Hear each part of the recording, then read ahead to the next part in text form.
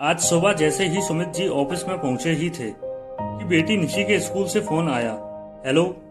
सुमित ने phone receive किया।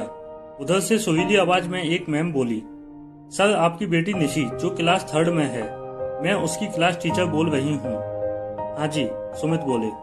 Sir आज स्कूल में पेरेंट्स टीचर मीटिंग है और बच्चों का रिपोर्ट कार्ड दिखाया जाएगा, इसलिए आप अपनी बेटी के साथ टाइम से स्कूल पहुंचे। बेचारे पापा क्या करते। आदेश के पाबंद सुमित फौरन ऑफिस से छुट्टी ली और घर से बेटी को लेकर उसके स्कूल पहुंच गए। सामने लाइट पिंक कलर की साड़ी पहने, माथे पर छोटी सी बिंदी लगाए, कम उम्र की गोरी सी लेकिन एक बेहद तेज तरार दिखने वाली मैम बैठी थी। इससे पहले कि सुमित मैम से कुछ बोल पाते, मैम ने लगभग गुस्सा होते हुए कहा, आप अभी रुकिए, मैं आपसे अलग से बात करूंगी। सुमित ने बेटी निशी की तरफ देखा और दोनों चुपचाप जाकर एक बेंच पर बैठ गए। निशी पापा से कहने लगी, मैम बहुत गुस्से में लगती हैं। तुम्हारा रिपोर्ट कार्ड तो ठीक है ना? पापा ने धीरे से पूछा। पता नहीं पापा, मैंने तो देखा नहीं है, निशी ने अपना बचाव करते हुए कहा। मुझे लगता है आज तो तुम्हारी मैम तुम्हारे साथ साथ मेरी भी क्लास लेंगी। सुमित खुद को तैयार करते हुए बोले। पापा बेटी दोनों आपस में धीरे धीरे फुसफुसा ही रहे थे कि तभी मैम खाली होकर बोली, हाँ अब आप दोनों भी आ जाइए। पापा किसी तरह उस शहद भरी तीखी मिर्ची सी आवाज वाली मैम के पास पहुंचे और निशी पापा के पीछे छुप कर खड़ी हो गई। मैम बोली, देखिए आपकी बेटी की शिकायतें तो बहुत हैं, लेकिन पहले आप इसकी एग्जाम की कॉपियां और रिपोर्ट देखिए, बताइए इसको कैसे पढ़ाया जाए। निशी की मैम ने सारांश में लगभग सारी बात कह दी। निशी डर के मारे अब भी पापा के पीछे छुपी हुई थी।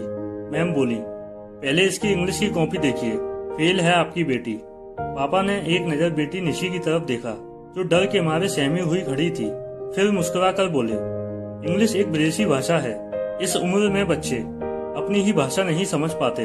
इतना मैम को चिढ़ने के लिए काफी था।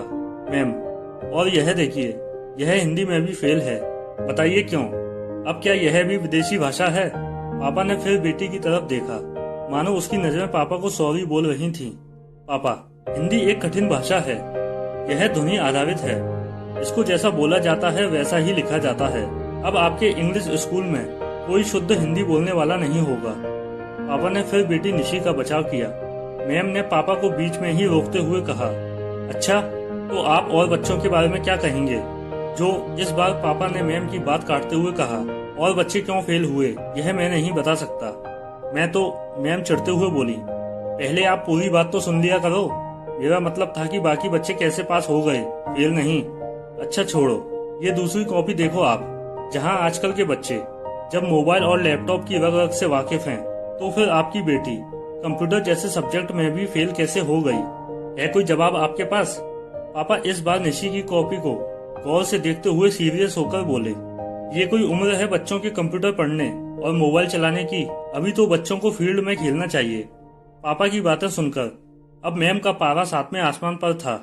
वो कॉपियां समेटते हुए बोली, आपको साइंस की कॉपी दिखाने से तो कोई फायदा है नहीं, क्योंकि मैं भी जानती हूँ कि अल्बर्ट आइंस्टाइन बचपन में फेल होते थे। पापा चुपचाप खड़े थे। मैम फिर निशी की शिकायतें आगे बढ़ाते हुए बोली, निशी क्लास में बिल्कुल डिसिप्लिन में नहीं रहती, बातें बहुत करती है, शोर करती है, इधर उधर घूमती है। पापा मैम को बीच में रोककर टेबल पर कुछ खोजती हुई निगाह से देखते हुए बोले, वह सब छोड़िए, आप कुछ भूल रही हैं, इसमें मैथ की कॉपी कहाँ है? उसका रिजल्ट तो बताया ही नहीं। मैम मुंह फेरते हुए बोली, हाँ उसे दिखाने की जरूरत नहीं। पापा, फिर भी जब सारी कॉपियां दिखा दी तो वही क्यों बाकी रहे, उसे भी दिखा दीजिए। मैम ने इस बार अनमने मन से निशी की तरफ देखा और मैथ की कॉपी निकालकर दिखाई। मैथ के नंबर बाकी विषयों से अलग थे, पूरे 100%। मैम अब भी मुंह फेरे बैठी हुई थी, लेकिन मैथ के नंबर देखकर पापा पूरे जोश में थे। हाँ तो मैम, मेरी बेटी को इंग्लिश कौन पढ़ाता है? मैम धीरे से, मैं। पापा, हिंदी? मैम, मैं। पापा, और कंप्यूटर कौन पढ़ाता है? मैम, वो भी मैं। अच्छा तो यह भी बता दीजिए कि मैथ कौन पढ़ाता है? मैम कुछ बोल पाती, उससे पहले ही पापा टेबल पर दोनों हथेलियां तेज आवाज के साथ टेकते हुए जवाब देने खड़े हो गए। पापा, मैं। मैम झेपते हुए, हाँ हाँ पता है। पापा, तो अच्छा टीचर कौन है? आगे से मुझसे मेरी बेटी की शिकायत मत करना, बच्ची है, शरारत तो करेगी ही। मैम तिलमिलाकर खड़ी हो गईं और गुस्से में चिल्लाते हुए बोली, मिलना तुम दोनों आज घर पर। दोनों बाप बेटी की अच्छे से खबर लेती हूँ। सच में बेटियां पापा की परी होती हैं।